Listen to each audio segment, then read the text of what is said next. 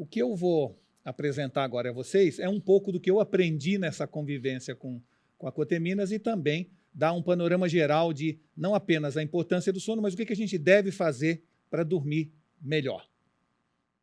Então, para os que ainda não me conhecem, meu nome é Walter Longo, eu sou uma pessoa que trabalho muito tempo em marketing, palestrante, também publicitário, e eu vou falar com vocês hoje sobre sono, que muita gente considera, e nós também, a nova pandemia silenciosa. Há 4 anos atrás, eu escrevi um livro cujo título era Viajar, você ainda vai querer evitar. E a razão disso é porque, ao estudar esse assunto viagem, eu via que a viagem era a única forma de você gerar um estresse em 3 dimensões. Você tinha simultaneamente um estresse físico, um estresse mental e um estresse emocional. E nesse livro eu já tinha percebido que viajar gerava estresse por uma série de razões, sendo a privação de sono uma das mais relevantes. Eu, então, o que fiz foi me aprofundar no assunto que nos traz aqui hoje para falar com vocês sobre essa nova forma, vamos dizer assim, de encarar a saúde que, aparentemente, muito pouca gente presta atenção até hoje. O sono, se a gente usasse a definição, vamos dizer assim, do que é sono, é um estado reversível de desligamento temporário do nosso corpo, e é interessante, porque é a única forma de desligamento que responde aos estímulos externos voltando ao estado de vigília, ou seja, nós estamos desligados, mas alguma coisa externa nos traz de volta. E é interessante analisar que, nesse mundo, todos os mamíferos e as aves dormem, ou seja, sem exceção, todos os animais que estão ao nosso redor dormem, e dormem mais ou menos da mesma forma que nós. Então, como mamíferos que somos, estamos nesse mesmo barco, nessa mesma arca de Noé. Nós passamos, em média, 25 a 30 anos dormindo, ou seja, deve servir para alguma coisa esse espaço de tempo brutal da nossa vida que nós passamos dormindo. E 2/3 dos adultos em todos os países desenvolvidos acabam, de alguma maneira, não dormindo as recomendadas 8 horas de sono por noite. E a privação de sono atinge hoje 45% da população mundial.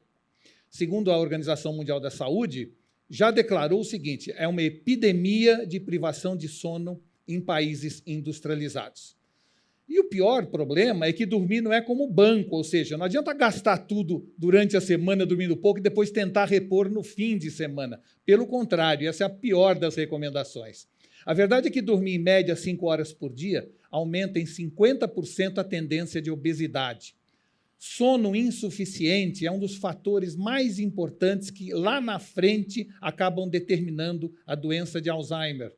Sono inadequado altera também os níveis de açúcar do sangue, fazendo com que a pessoa seja considerada pré-diabética.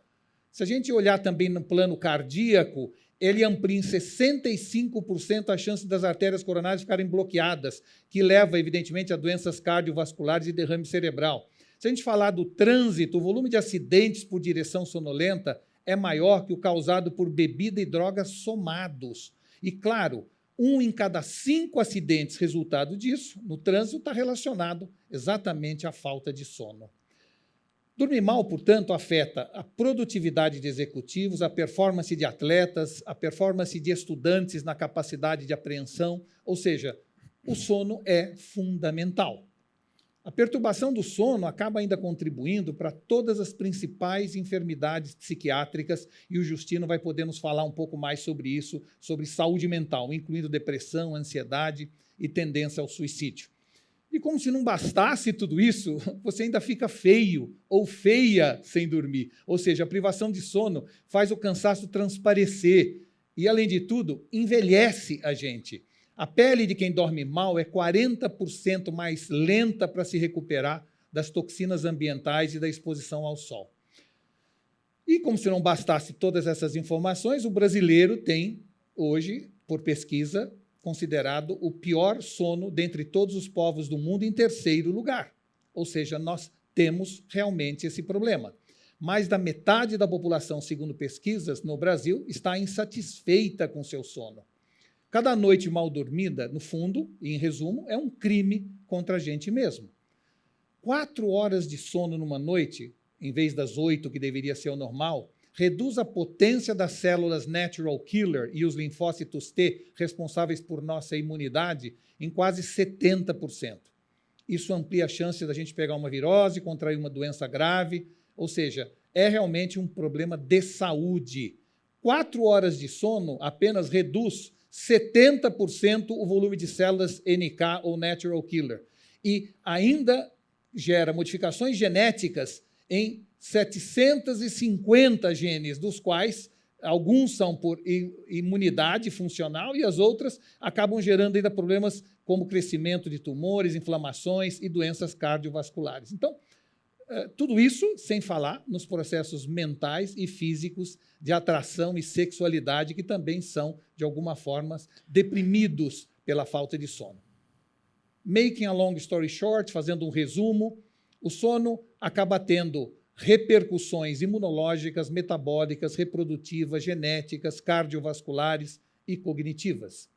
E, claro, se a gente não tiver um sono razoavelmente saudável, nós não conseguimos passar por todas essas 5 a 7 fases do sono por noite, sendo a fase REM a mais importante delas, porque é o momento onde nós temos o chamado descanso pleno com a nossa atonia muscular. Ou seja, dormir é coisa séria e precisa ser levado a sério. E é interessante notar como a sociedade ainda não se atentou para esse problema. Todos nós fazemos parte dos ciclos da natureza. E dentro de nós tem uma espécie de um relógio interno chamado ciclo circadiano, onde ele tem mais ou menos as 24 horas que o dia leva, e esse relógio cria um ritmo cíclico para nos sentirmos em determinado momento cansado ou em outros alerta, em momentos regulares da noite ou do dia. De certa maneira, o ritmo circadiano controla a preferência de horário para comer, para beber, os estados de ânimo, as emoções, a temperatura corporal e, principalmente, a liberação de diversos hormônios que são fundamentais para a nossa saúde. Só que o ciclo circadiano de cada um de nós, ele se comporta de maneira distinta, individualmente, ou seja, há fatores genéticos envolvidos. Existem pessoas que a gente pode chamar de coruja noturna ou então de chapim madruga. Por quê? Porque tem diferentes ritmos circadianos. Para 40% das pessoas, o ponto máximo do estado de vigília ocorre no início do dia e o ponto mínimo de sonolência chega no início da noite. Para 30% da população, a preferência é dormir tarde e, consequentemente, acordar mais tarde. Os diferentes ritmos circadianos eles têm uma função e uma origem antropológica para que aquela família ou aquela tribo tivesse o máximo de gente acordada o tempo inteiro, deixando o estado, vamos dizer assim, de sono, onde toda a tribo estava dormindo muito pequeno, para evitar os predadores. Ou seja, a família que tivesse um ciclo circadiano similar tinha menos chances de sobreviver. O que a gente pode dizer é que há distintos índices de atenção, foco e produtividade em determinada hora do dia para cada pessoa, dependendo do ciclo circadiano de cada um. Então, o que a gente tem que analisar é o nosso cronotipo. É ele que vai definir qual é a melhor rotina a ser seguida. Existem as pessoas de cronotipo matutino, são os mais ativos nas primeiras horas da manhã. Eles dormem às 10 da noite e acordam mais ou menos às 6 da manhã. Existe o cronotipo intermediário, que dorme lá pela meia-noite e acorda às 8 da manhã. E os de cronotipo vespertino, que dormem 3 da manhã e acordam mais ou menos às 11 da manhã. O que é importante de tudo isso é que a necessidade de eliminarmos os horários rígidos passa a ser um assunto fundamental para a sociedade. Ou seja, essa ideia de que todo mundo acorda no mesmo horário e dorme no mesmo horário, baseado na média da população, tem que ser revisado imediatamente. E por quê? Porque sono curto, vida curta. Quanto mais breve é o seu sono, mais breve será a sua vida, como já citou o Josué sobre as palavras do Matthew Walker. Dormir, então, e é importante que todos nós entendamos, é uma fábrica de vida e de longevidade, que produz e regenera toda noite aquilo que a gente vai gastar amanhã. De alguma forma, dormir é uma espécie de lava-jato no nosso cérebro. Ou seja, nosso cérebro precisa de manutenção toda noite e, segundo a Universidade de Rochester, durante o sono, o cérebro acaba removendo as proteínas tóxicas dos neurônios geradas durante as sinapses diárias. ou seja, o acúmulo dessas neurotoxinas, impedem a formação de novas conexões sinápticas. É como se, depois de voar o dia inteiro, o avião precisasse entrar no hangar para manutenção. Dentre essas substâncias, inclusive, se encontra a beta-amiloide, responsável principal pela doença de Alzheimer.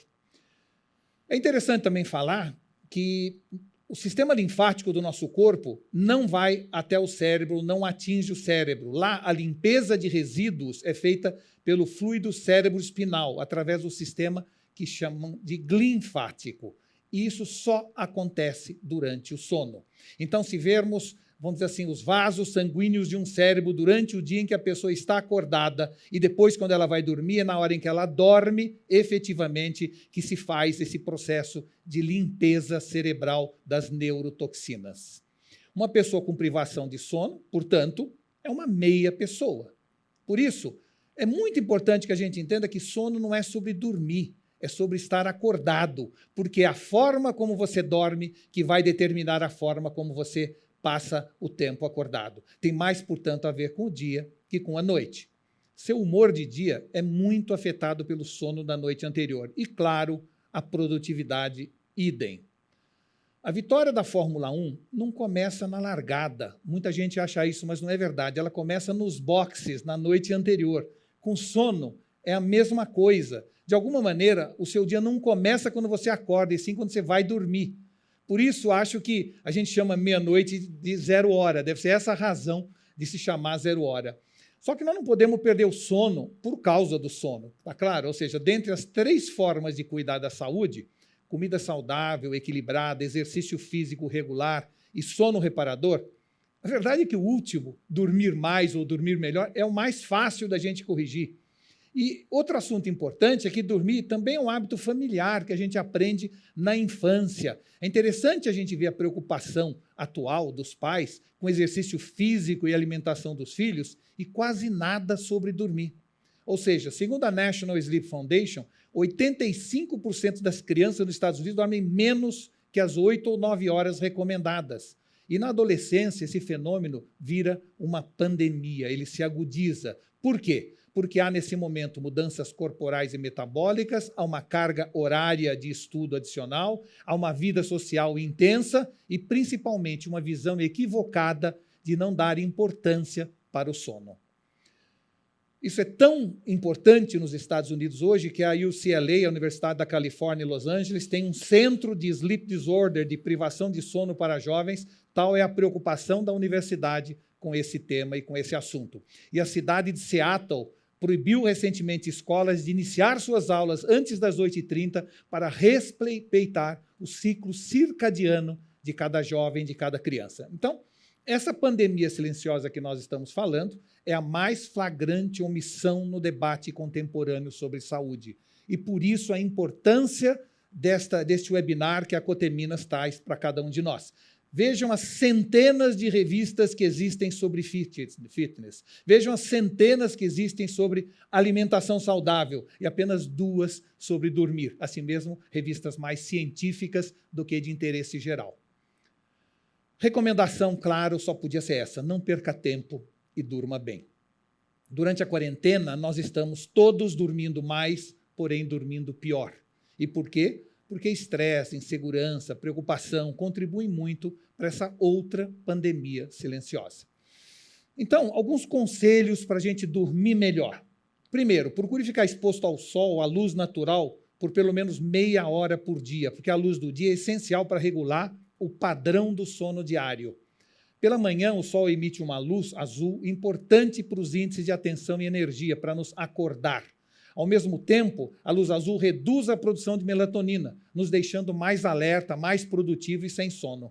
Quando chega a tarde, o sol reduz a luz azul e nos permite iniciar o processo que vai nos levar lá na frente para o sono noturno. Os maiores picos de melatonina acontecem entre 13h e 3h. Deve ser por isso que a gente fica com aquele sono gostoso e acha que foi por causa do almoço.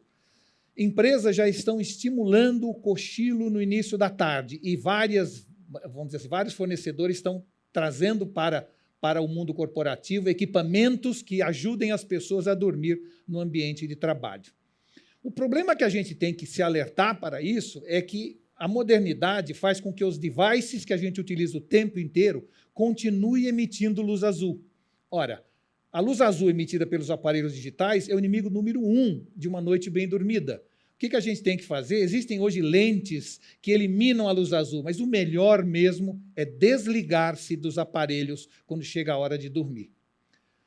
Segunda recomendação, exercitar-se pelo menos meia hora por dia, todos os dias, mas nunca com menos de 3 horas antes de dormir, porque o processo de exercício é um processo de excitação. Terceiro, temos que pôr o alarme na hora de dormir, não para acordar. Ou seja, a gente deveria tocar o alarme para dizer, está na hora de eu ir para a cama e dormir, e não na hora de acordar. A gente deve procurar dormir e acordar sempre na mesma hora. E o acordar tem que ser o mais natural possível depois de uma noite bem dormida. Isso deve incluir, inclusive, os fins de semana. Do contrário, o cérebro, o nosso ritmo circadiano, entra em desentendimento, ou seja, ele não entende os inputs que definem o seu ritmo em cada uma das suas fases. Então, temos que dormir e acordar mais ou menos no mesmo horário, independente se é dia de semana ou fim de semana. Dormir até mais tarde no sábado ou domingo não compensa a privação de sono nos dias úteis. E o pior, toda vez que você desperta com alarme, é retirado no meio de um desses ciclos naturais do sono, há uma descarga de hormônios, uma aceleração cardíaca que pode ser muito prejudicial à saúde. Então, pela manhã, o ideal é uma música suave que vá aumentando para que você acorde naturalmente. Quarta recomendação, a bebida excita à vontade, mas reduz as condições de várias coisas que a gente quer fazer, já dizia Macbeth em Shakespeare. Ou seja, o álcool não faz dormir, ele gera apenas sedação. Desliga o córtex pré-frontal e põe você num estado de torpor. Então, além disso, ao adormecer por bebida, você acorda muito durante a noite e, por isso, não descansa e não tem um sono reparador. Sob o efeito do álcool, você não sonha e não alcança o sono REM, que é o mais importante, que é o Rapid Eye Movement, e o que é vital para qualquer pessoa. Sonhar é fundamental para a regeneração cerebral. Ratos com privação de sono REM morrem na mesma velocidade temporal de privação de comida, o que dá bem uma visão da importância do sono REM. Quinta recomendação, evite refeições pesadas à noite e o excesso de líquidos que leva a visitas frequentes ao banheiro. Procure também reduzir cafeína e nicotina. Uma xícara de café no fim da tarde pode, para muita gente, dificultar o início do sono à noite. O uso da cafeína atrapalha o ritmo circadiano, inibindo a produção de melatonina. O resultado disso é uma redução perigosa do sono REM, o mais importante de todo o processo de recuperação, como já falamos. Sexta recomendação, vamos nos livrar de qualquer coisa que possa nos distrair do sono, como ruídos ou luzes intensas. Em termos de pandemia, maratona na Netflix, na cama, com menos tempo de sono, é como tomar cicuta. Sua imunidade vai lá embaixo, seu estresse vai lá em cima, e isso é uma porta aberta para o perigo. Sétima recomendação, jamais leve seu celular para dormir com você. E se for imprescindível que isso ocorra, por favor, minimize a luz do seu dispositivo digital o máximo que você puder. Uma atividade relaxante, como ler ou ouvir música, deve fazer parte do nosso ritual na hora de dormir. Oitava recomendação, se você não conseguir dormir em 20 minutos, levante e vá para outro ambiente. Ou seja, levante-se e faça algo relaxante até se sentir sonolento. E por que isso? E por que é importante? Porque cama é lugar para dormir e fazer sexo, e não para ficar acordado pensando e se preocupando com a vida. Seu cérebro deve se acostumar com essa ideia de que cama é lugar para dormir. Ninguém fica à mesa esperando ter fome, logo ninguém fica na cama esperando ter sono. E o cérebro tem que entender esta relação direta e bionívoca. Nono, busque não depender da química. Há uma infinidade gigantesca de remédios, pílulas que a gente toma, tentando nos ajudar a dormir. As pílulas de dormir atrapalham muito o processo natural do cérebro e, por isso, devem ser evitadas. E décima e última recomendação, livre-se das pendências mentais. Se tiver alguma coisa durante o seu período antes de dormir, mas já na cama, que te preocupe, Livre-se das pendências mentais. De que forma? Lembrou, tem um caderno ao lado, anote aquela preocupação, aquela ideia, aquele insight ou aquela responsabilidade que você tem e durma. Senão aquilo vai ficar circulando no seu cérebro. Evite o to-do list que fica girando na nossa cabeça e que atrapalha muito o nosso sono. E além dessas 10 recomendações, é preciso que a gente conheça o perfil do nosso sono e monitorá-lo sempre, mas, claro, sem exageros. A verdade é que a maior parte dos sleep trackers são estressantes, invasivos e geram mais tensão do que vontade de dormir. Tecnologia deve ajudar, mas não interferir. Não durma com relógio, pulseira ou com device cheio de fio na cabeça, porque a tecnologia tem que ser invisível. Só faça isso quando for realmente numa recomendação médica para a avaliação melhor da sua polissonografia. Outra coisa é o tipo de travesseiro que você vai usar e que melhor se encaixa da forma como você dorme. Procure um travesseiro que mais se adapte, então, ao seu corpo e ao seu jeito de dormir. E também, vamos dizer assim, a substância que está dentro dele é fundamental para cada tipo de pessoa e para cada tipo de forma de dormir. Se você dorme de bruços, se você dorme de barriga para cima, se você dorme de lado, para cada um deles deve existir um tipo de ingrediente do travesseiro e da altura do travesseiro que mais faz sentido para o seu jeito de dormir. Então, em resumo, making a long story short, o mundo pós-digital está nos levando no caminho contrário ao que deveríamos ir, ou seja, estamos dormindo menos quando deveríamos estar dormindo mais. Estudos recentes mostram que estamos dormindo em média 7 horas e 10 minutos, 15% menos do que em 1980.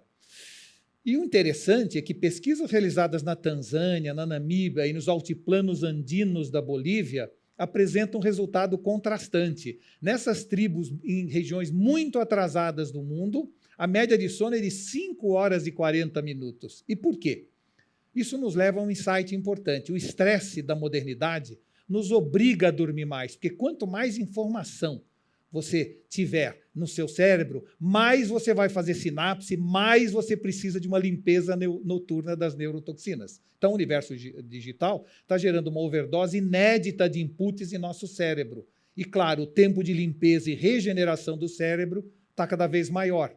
E nós, infelizmente, estamos dormindo menos. O tempo dedicado a dormir está cada vez menor. Em resumo, nós precisamos dormir cada vez mais e estamos dormindo cada vez menos. E temos que imediatamente alertar a população para este problema que está se tornando cada vez mais urgente de ser resolvido pela sociedade como um todo. Na nossa sociedade moderna, está prevalecendo a cultura da produtividade, a poluição luminosa das cidades e a dependência epidêmica dos eletrônicos. Ou seja, está cada vez mais difícil conseguir dormir bem. Dentre os 500 CEOs das maiores empresas do mundo, 50% deles dormem menos de 6 horas por dia. A Arianna Huffington, fundadora do Huffington Post, dormia muito pouco. E o que ela disse recentemente, que ao entender a importância do sono, passei a dormir 30 minutos mais gradualmente até alcançar as 8 horas por noite. E o resultado, segundo ela, foi transformador. Nosso, vamos dizer assim, dono da Amazon, Jeff Bezos, diz que faz questão de dormir 8 horas por noite, porque só assim, segundo ele vai estar certo de que as decisões durante o dia terão um melhor critério. Descrevendo melhor, ele diz o seguinte: a privação de sono gera uma tendência de repetir decisões passadas, ou seja, o sono chega e a inovação vai embora. Então, dormir, para muita gente isso pode ser surpreendente, não é perda de tempo, é o período mais produtivo da nossa vida. Mas é uma atividade, infelizmente, tão corriqueira que nem notamos a sua relevância em nosso dia a dia. Dormir bem é o ingrediente que está nos faltando para a tão desejada qualidade de vida. Por isso, ao nos conscientizarmos sobre a importância do sono, nós não podemos dormir sobre esse problema. Devemos tomar uma atitude ativa de resolvê-lo, devemos fazer o que estiver ao nosso alcance para dormir melhor, educar nossas crianças, nossos filhos, nossos netos para que durmam melhor, porque se não enfrentarmos a partir de hoje esse problema, essa verdadeira pandemia silenciosa, Houston, we have a problem. Podemos ter problemas graves de saúde e problemas lá no futuro que vão fazer com que a gente se arrependa de não ter prestado atenção nesse assunto tão relevante no dia de hoje. Com isso, eu encerro a minha apresentação.